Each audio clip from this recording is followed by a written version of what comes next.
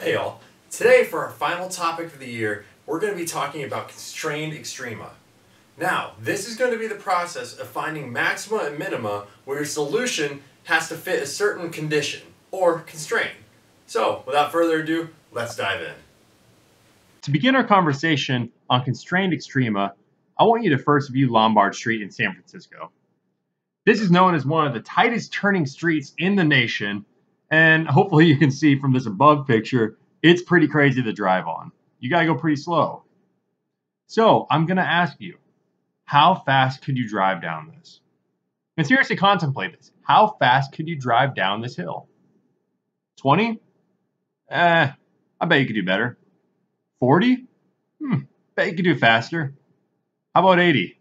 Oh, come on, that's child's play. Turns out I never put the constraint on you that you needed to stay on the road, or for that matter, survive. That is the idea of constrained maxima.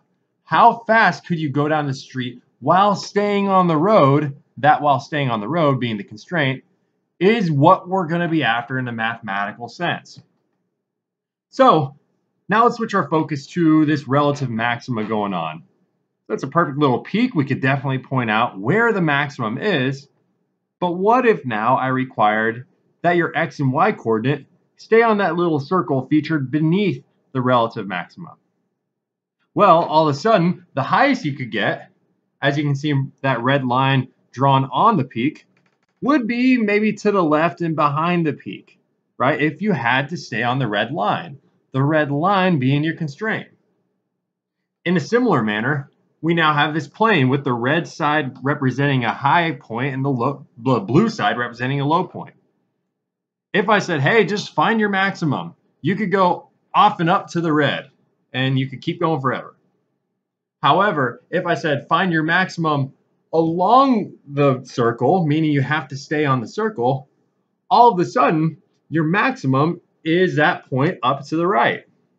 That is the idea behind constrained extrema. So admittedly, normally your constraint won't be the fact that you have to stay alive while driving down Lombard Street. And normally, you won't be given a nice graph where you can just point things out. So, as in this example right here, where I have a function, our constraint will be given something like this usually. Now, let's go ahead and think about how we could solve this problem. Find and classify all relative extrema of f of x comma y equals x squared minus 3y squared plus 2x plus 4y, subject to the constraint x minus 2y equals 4.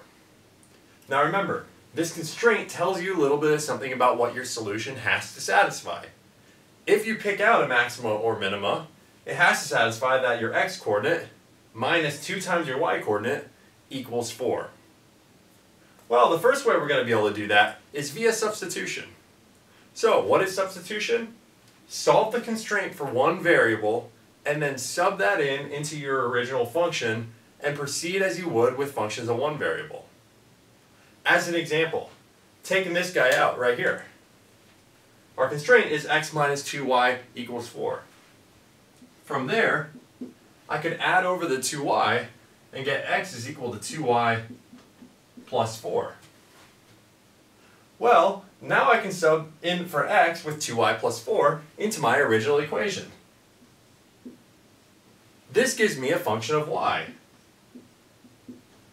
If I plug in 2y plus 4 wherever I see an x, I'll get 2y plus 4 squared minus 3y squared plus 2 times 2y plus 4 plus 4y. Which, upon solving out, will end up giving me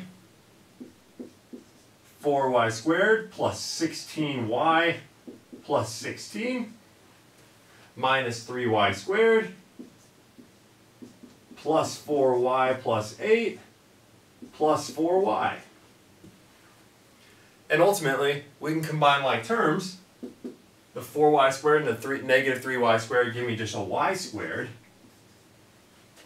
We have 16y plus 4y, so 20y plus another 4y, so we have plus 24y. And then plus 16 plus 8 gives me plus 24. This is what makes substitution so nice.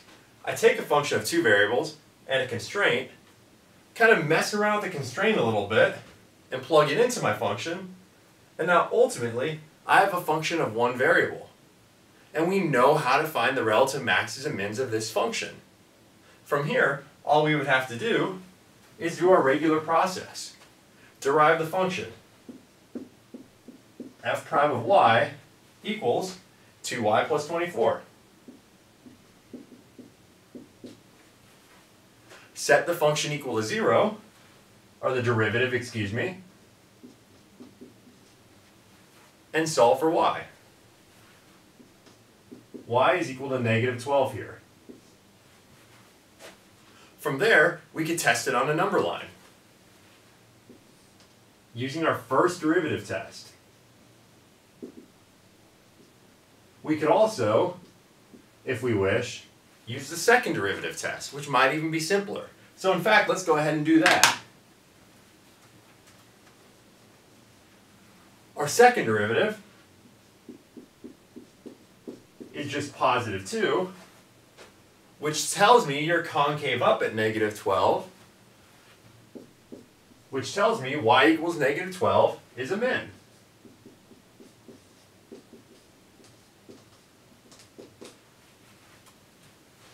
And then last but not least, what we can do is go ahead and plug in y equals negative 12 back over here to get what your x should be. So therefore, x is equal to 2 times our y, which is negative 12, plus 4. This will give me negative 24 plus 4 will give me negative 20. And therefore, the point negative 20 comma negative 12 is a minimum.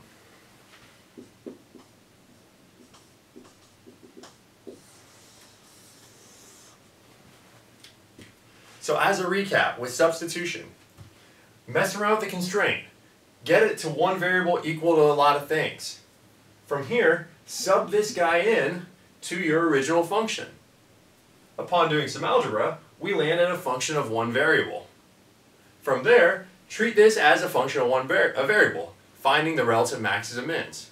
To do that, we found the derivative, set it equal to 0, solved for your variable, went ahead and tested it via the second derivative test this time.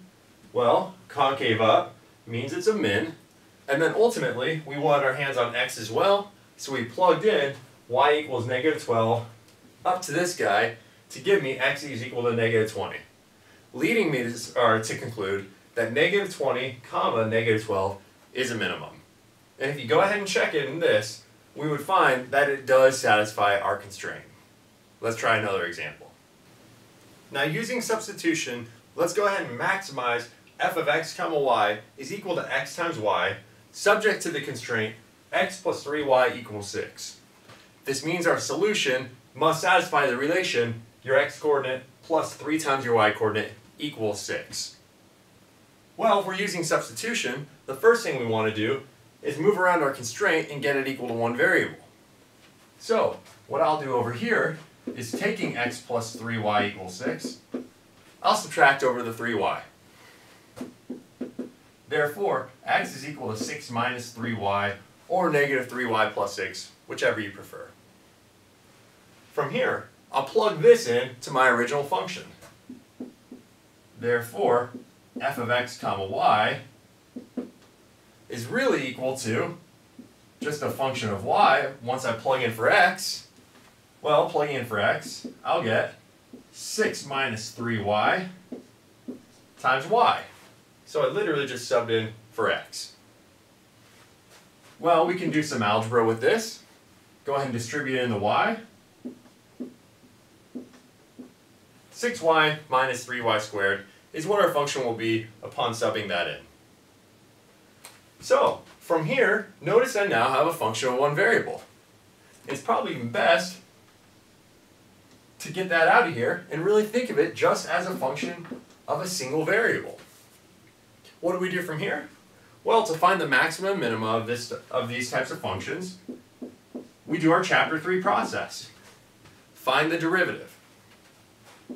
6y, or 6 minus 6y will be our derivative.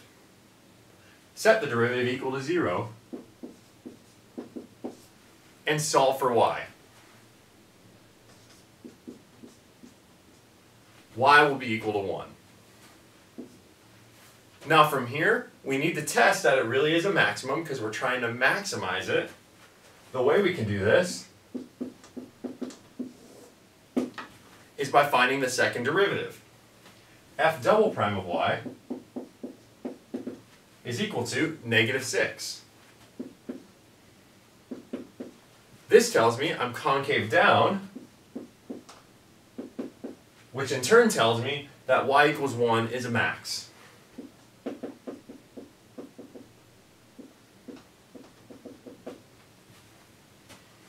Now ultimately, what we want is an x comma y answer, so I need to get my x coordinate. All I do to get that is plug in my y coordinate right here. So therefore, x is equal to 6 minus 3 times y, where the y we care about in this case is 1. Therefore, x is equal to 3. Leading me with the conclusion that 3 comma 1 is a max. That's how we're going to go ahead and solve these guys via substitution. Now that we have the method of substitution under our belts for solving for these constrained extrema, we might be thinking that we hold the key to the world and that the world is all hunky-dory. Well, just like a lot of things with calc, you'd be wrong. So, let's talk about when substitution isn't so nice. Find the relative extrema of the function f of x comma y is equal to x to the fifth minus y to the fifth, subject to the constraint x minus 2y equals 10. If we were to do this, we would first solve our constraint for one variable, and we would sub that into our original function, giving me a function of one variable. F of y equals, well, subbing in for x, 2y plus 10 to the fifth minus y to the fifth. And all of a sudden, we're going to see that powers start to get a little pesky. Well, no problem, you might say. We have chain rule, because we would want to derive this. And you're not wrong, we do have chain rule. The derivative of this, as a review, would be the derivative of the outside, 5 times 2y plus 10 to the fourth, times the derivative of the inside, 2, minus the derivative of y to the fifth, which is 5y to the fourth.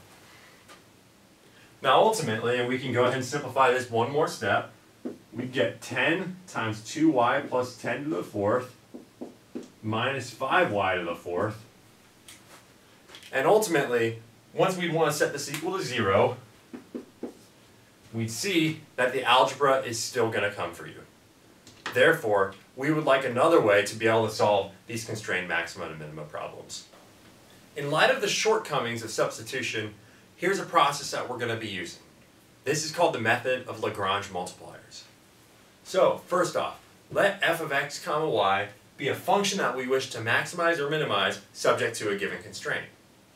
In order to find those, the maximum and minimum subject to that constraint, first and foremost, get your constraint in the form of g of x comma y equals 0. This means get one side of your constraint equal to 0. From there, step 2 says, go ahead and develop the function capital F of x comma y comma lambda, so we're introducing a new variable lambda, and this function will just be your original function, f of x comma y, minus lambda times now this g function, which was developed in step 1. Go ahead and simplify out your function right here. Get it as simple as you can. Because as a third step, what we will be doing is first off, getting your hands on the first partial derivatives. Note that now we have 3 variables, x, y, and lambda.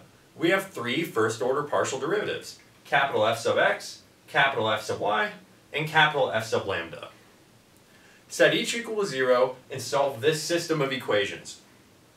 Get a solution from this thing, or maybe multiple solutions. And from there, go ahead and evaluate each solution, now leaving off the lambda, because we will get a solution of x comma y comma lambda. Go ahead and evaluate each of these into your original function, and then note that the largest will be your max, while the least will be your min. Now, this is a lot to take in all at once, and unfortunately, it is beyond the scope of our class to justify why exactly this works, but do take comfort in the fact that you will be given this formula on the final and on any tests. Now let's try to dive into an example where we take this apart piece by piece by piece and really go into an example. As a first example, let's go ahead and maximize the function f of x comma y is equal to 2x plus 2xy plus y, subject to the constraint 2x plus y equals 100. Now, by using Lagrange multipliers, the first step is to get your constraint equal to 0. We can do this by subtracting over the 100. So 2x plus y minus 100 equals 0. That's step 1. We're going to call this thing right in here g of x comma y. That's what we mean by g of x comma y. Step 2 then says, develop the Lagrange function, capital F of x comma y comma lambda. This will be developed by taking your original function, f of x comma y, and subtracting off lambda times my constraint function. We can now plug in for f of x comma y and g of x comma y, giving me the function 2x plus 2xy plus y minus lambda times my new function g of x comma y of 2x plus y minus 100. Ultimately, we go ahead and distribute it in the lambda, giving me 2x plus 2xy plus y minus 2x lambda minus y times lambda plus 100 lambda. I like to throw lambda at the back of everything. That's step 2. Step 3 then says get our hands on all the first order partial derivatives and solve the system of equations. So first off, deriving this with respect to x will give me 2 plus 2y, no x here, but we do have an x right here, so minus 2 lambda, and that is the last x. F sub y, well, no y here. We do pick up a y from here, giving me a 2y. We get a plus 1, no y here, so yet again nothing, minus lambda from this guy. Last but not least, capital F sub lambda. Notice there are no lambdas here. And over here, we'll just get everything without the lambda. So we'll have minus 2x minus y plus 100, which is in fact the negative version of your g of x comma y. From here, we're going to go ahead and set all of these equal to 0, but we'll do that on the next slide. Now step 3 left us with this line right here. So, what we're left with doing is solving this system of equations where all of these are now equal to 0. A helpful thing to do would be to move the constants over. So this top equation could become 2y minus 2 lambda equals negative 2.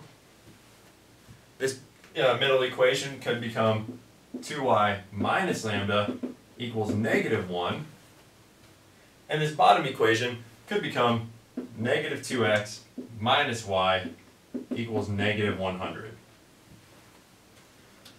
Now from here, just like the previous section, it's up to us to utilize pre-calculus tools in order to solve this system of equations. What I'm going to go ahead and do is take this middle equation and solve for lambda. I'm going to solve via substitution. From this middle equation, if I add the lambda over and add the 1 over, I could get that lambda is equal to 2y plus 1. Now this gives me something perfectly good to sub in for. And in fact, I'm going to sub this into the top equation. So taking this into the top equation, I'll get 2y minus 2, subbing in now, times 2y plus 1 equals negative 2. But now this gives me, upon simplifying, 2y minus 4y minus 2 equals negative 2. Or, combining like terms, negative 2y equals 0 upon adding the 2 over. And ultimately, y equals 0. Now I do underline this because this is an important point. What I can do, and I'll actually underline it in green so it stands out a little bit more, I can now take this information, y equals 0, and get lambda from it. So therefore lambda is equal to 2 times 0, because now I know what y is, plus 1. Or lambda is equal to 1. Now ultimately, I can take this y equals 0 and plug it into my bottom equation as well. Yet again, we're getting a football play up here. This gives me, upon plugging in y equals 0, negative 2x minus 0 equals negative 100. Solving for x gives me that x equals 50. Yet again, I underline in green. It would be healthy to go ahead and plug in all of these into x equals 50, y equals 0, lambda equals 1, into all of these equations to check that it gives me the right answer. However, we're going to go ahead and assume that it does. I'll leave it up to you to check. Therefore, step 3 concludes with the point 50, 0, 1, where we have x, y, lambda, is a solution.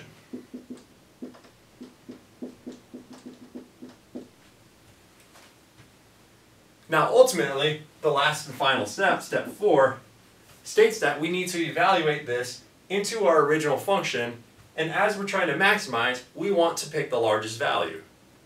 But notice that since we have no other solutions, we would be justified in saying that 50, 0, where now I've just lopped off the lambda, whoopsies, excuse me, I just have x, y, will be the constrained maxima.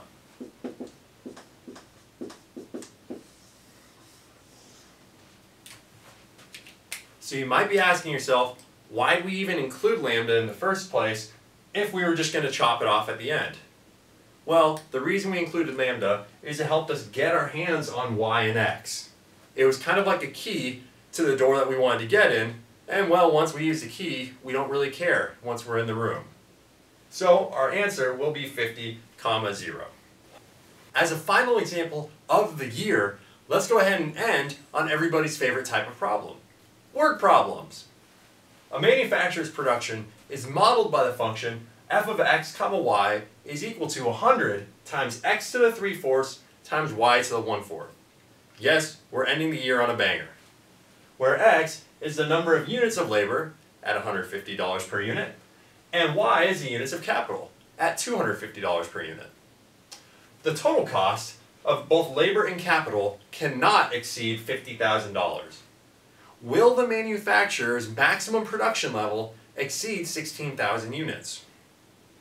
So, taking our breath, taking a step back, we go ahead and see that the manufacturer's production, hey, we just have a function of f of x, y. And we're just trying to find a maximum of it. So the question ultimately comes to mind. Is this a constrained maximum? Well, notice that we have a constraint on the inputs x and y. The constraint being that the units of labor and capital, the total cost, cannot exceed more than $50,000. So ultimately, this puts us in the constrained extrema section. Therefore, and we don't want to try substitution on this, let's go ahead and try to get our hands on a constraint. We're not given an explicit constraint in this problem. So, by way of Lagrange multipliers, the first step is get your constraint equal to 0. Well, What's our constraint? It better be something about this cost, total cost. Now, it's safe to assume that if we were to have a maximum production level, it would be when we are actually spending all of our money. So, we're going to have $50,000 equal to something. Now, that something is the total cost of both labor and capital. So the cost of labor plus the cost of capital better equal $50,000. Well, the cost of labor is just the price per unit times the number of units. The number of units of labor is X. And the cost of each unit of X is 150. So the cost of labor is 150X. Similarly, the cost of capital is the cost per unit times the number of units. So we get 250Y. Therefore, to round out step 1 of the Lagrange multiplier process, we would set this guy, 50,000, equals 150x plus 250y, and we try to get it equal to 0. Therefore, g of x comma y better be 150x plus 250y minus 50 grand, which that would be setting this thing equal to 0. Let's continue on. Now, as you can see, I've written the guts of the problem up over here. F of x comma y is still equal to 100,000 times x to the 3/4 times y to the 1/4, and we just got our hands on the constraint function. So, now we move on to step 2. Develop the Lagrange function. Capital F of x comma y comma lambda. Remember that this thing was f of x comma y minus lambda times g of x comma y. Plugging in for each, we'll get 100 x to the 3/4. Sorry, that's a horrible looking 3 times y to the 1/4 minus lambda times 150x plus 250y minus 50,000. Or, upon distributing in the negative lambda, we'll get 100x to the 3/4 y to the 1/4 minus 150x lambda minus 250y lambda plus 50,000 lambda. This concludes step 2.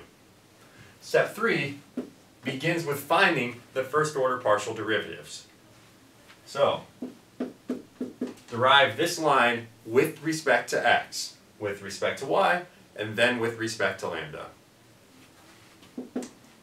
F sub x better be, well, if we derive this with respect to x, we'll bring down the 3/4. 3/4 times 100 is 75. So we'll get from this 75x to the negative 1/4, because we have to subtract 1 from the power, and then the y trails along for the ride, times y to the 1/4. The only other thing with an x is minus 150 lambda, as the x will disappear. F sub y, well, we're going to bring down this 1/4 in this term. 100 times 1/4 will be 25.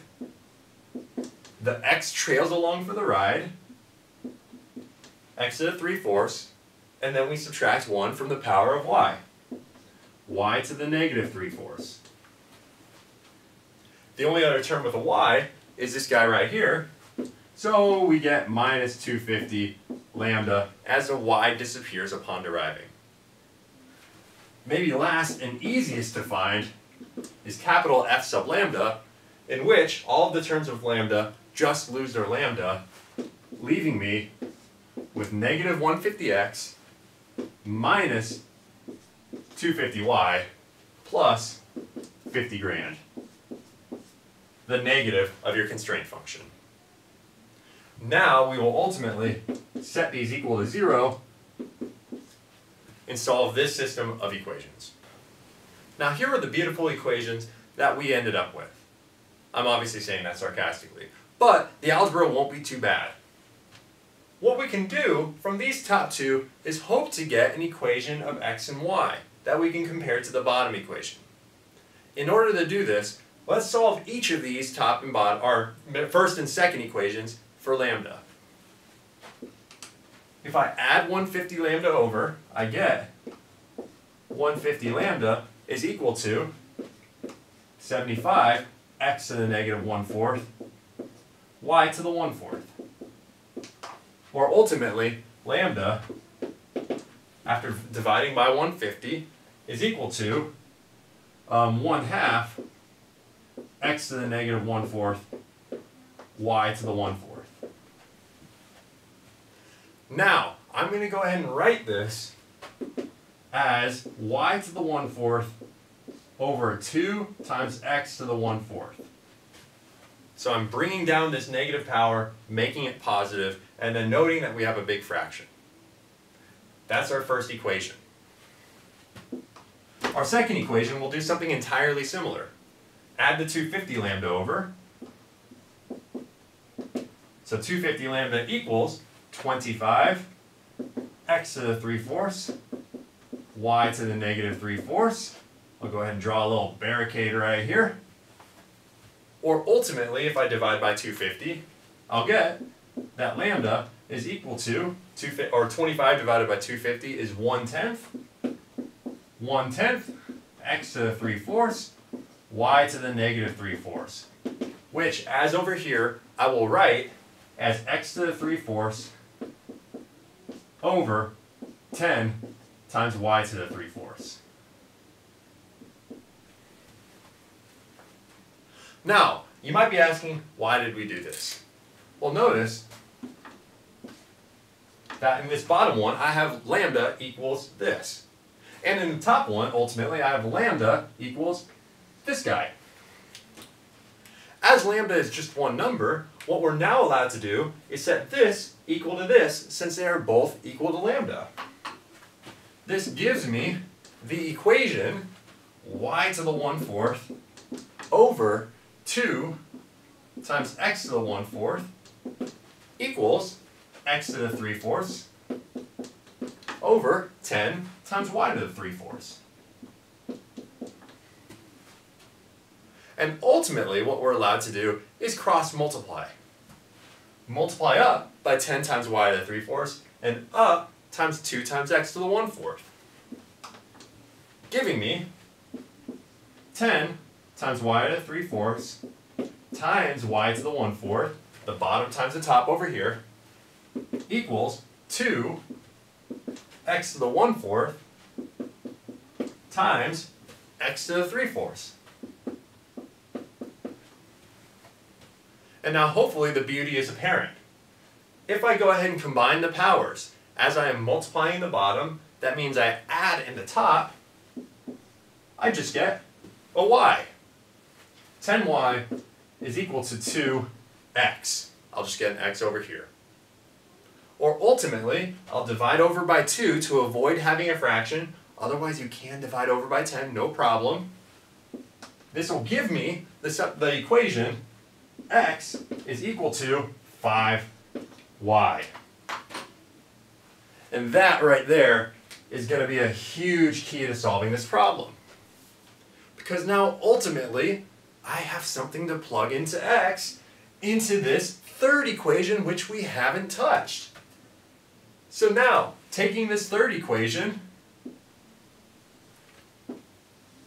and plugging in this green line, we get negative 150 times 5y, plugging in for x, minus 250y plus 50,000 equals 0.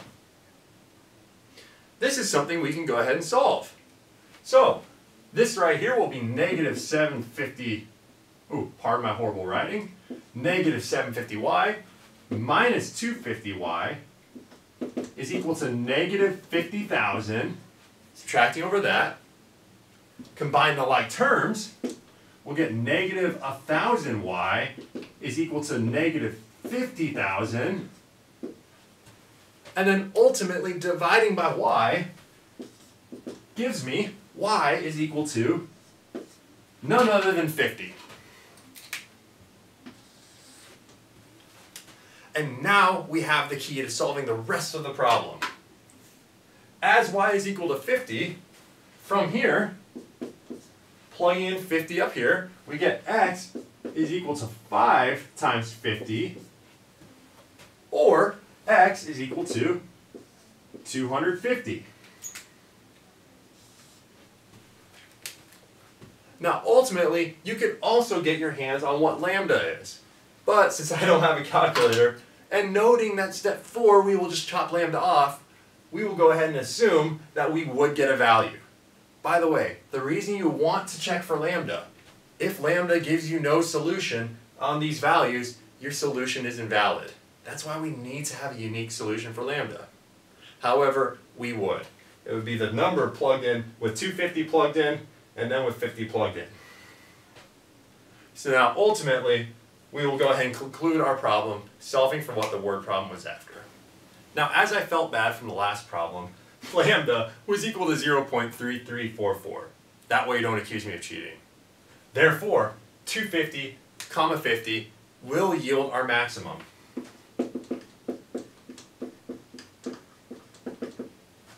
However, remember the problem stated, will the maximum production level exceed 16,000 units?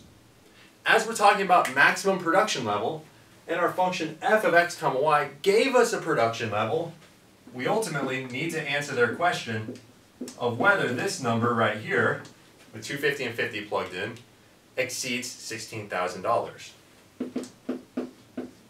This is 100 times 250 plugged in for x to the 3/4 times 50 plugged in to y to the 1/4, which is approximately 16,718.5. So ultimately, our justified answer is a resounding yes, which I'm going to box in green because that was the last problem of the year. Hey y'all, thanks for tuning in today as we studied the topic of constrained extrema. As a quick recap, constraints are real. Turns out you won't always be able to achieve the absolute maximum or the absolute minimum. So, we have to work within constraints. Happens all the time. In order to solve these things out, use substitution. But, if substitution doesn't work, we always have our good friend Lagrange to lie back on. Now, we will be using Lagrange on the final, so there is this caveat, unless I tell you to, hey, for the final, so be comfortable with either solution. In the real world, substitution is usually better. With that being said, go ahead and attempt your homework, email me with any questions, and good luck. Thanks for tuning in.